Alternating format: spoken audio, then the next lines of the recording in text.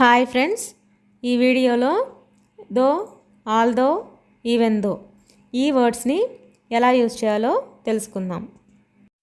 దో అంటే అయినా, ఆల్దో అంటే అయినప్పటికీ, ఈవెన్ దో అంటే అయినప్పటికీ కూడా అని అర్థం. ఈ వర్డ్స్ని రెండు కాంట్రాస్ట్ సెంటెన్సెస్ అంటే రెండు ఆపోజిట్ సెంటెన్సెస్ని కనెక్ట్ చేయడానికి యూజ్ చేస్తూ ఉంటాము.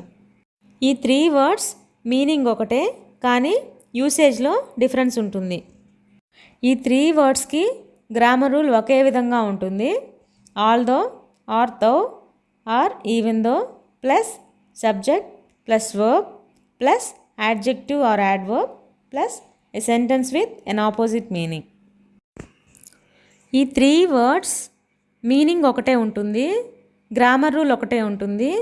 కానీ డిఫరెన్స్ ఏంటి అంటే, దోని ఇన్ఫార్మల్గా మాట్లాడేటప్పుడు యూజ్ చేస్తాము, ఆల్దోని రెండు సెంటెన్సెస్ మధ్య కాంట్రాస్ట్ తక్కువగా ఉన్నప్పుడు, వీక్ కాంట్రాస్ట్ ఉన్నప్పుడు ఆల్దోని యూజ్ చేస్తాము.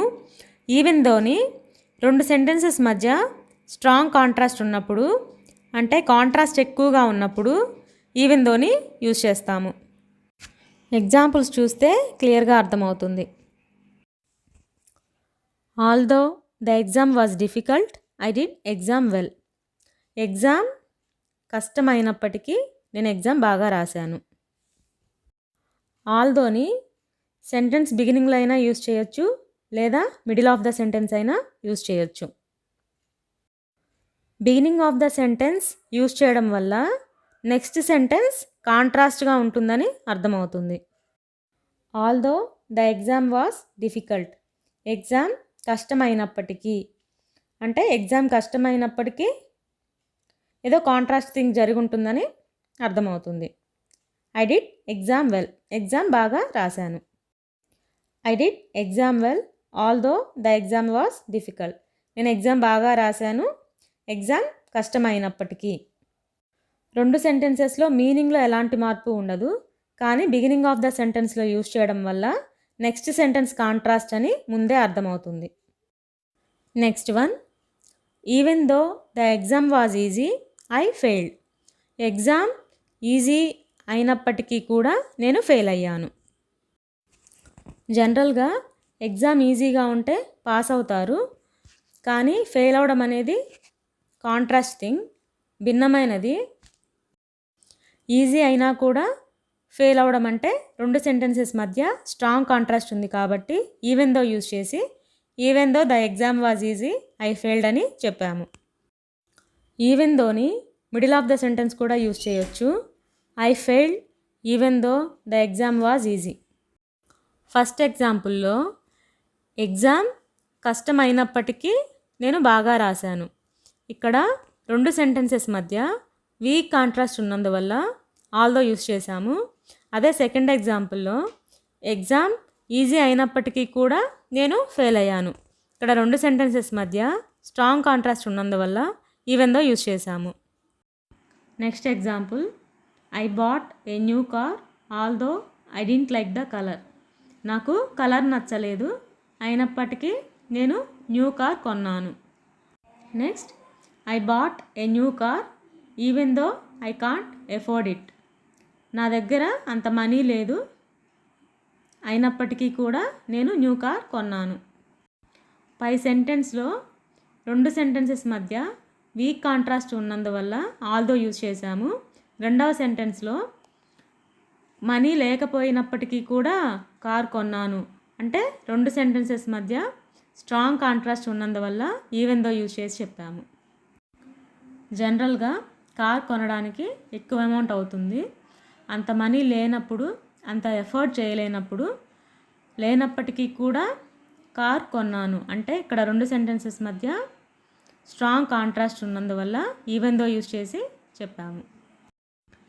Next example, he got the job although he didn't answer the interview questions. అతను ఇంటర్వ్యూ క్వశ్చన్స్కి ఆన్సర్ చెప్పలేదు, అయినప్పటికీ అతనికి జాబ్ వచ్చింది. జనరల్గా ఇంటర్వ్యూ క్వశ్చన్స్ ఆన్సర్ చేయకపోతే జాబ్ రాదు, కానీ ఇంటర్వ్యూ క్వశ్చన్స్కి ఆన్సర్ చేయలేదు, అయినప్పటికీ అతనికి జాబ్ వచ్చింది. ఇక్కడ 2 కాంట్రాస్ట్ సెంటెన్సెస్ని కనెక్ట్ చేయడానికి ఆల్దోని యూజ్ చేశాము. Next, he got the job even though he didn't attend an interview.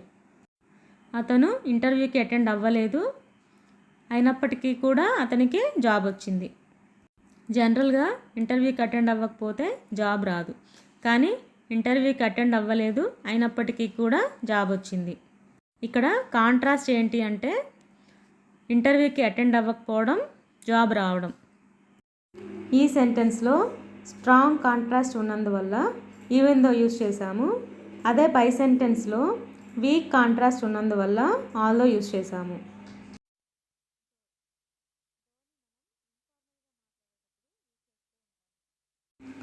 I did exam well though the exam was difficult. Exam కష్టంగా ఉంది, అయినప్పటికీ నేను ఎగ్జామ్ బాగా రాశాను. జనరల్గా ఎగ్జామ్ కష్టంగా ఉన్నప్పుడు సరిగా రాయము, కానీ ఇక్కడ ఎగ్జామ్ కష్టంగా ఉంది, అయినప్పటికీ ఎగ్జామ్ బాగా రాశాను. ఇక్కడ 2 కాంట్రాస్ట్ సెంటెన్సెస్ని కలపడానికి దోని యూజ్ చేశాము. దోని లెస్ కాంట్రాస్ట్ సెంటెన్సెస్ని కలపడానికి ఇంకా ఇన్ఫార్మల్గా మాట్లాడేటప్పుడు యూజ్ చేస్తూ ఉంటాము.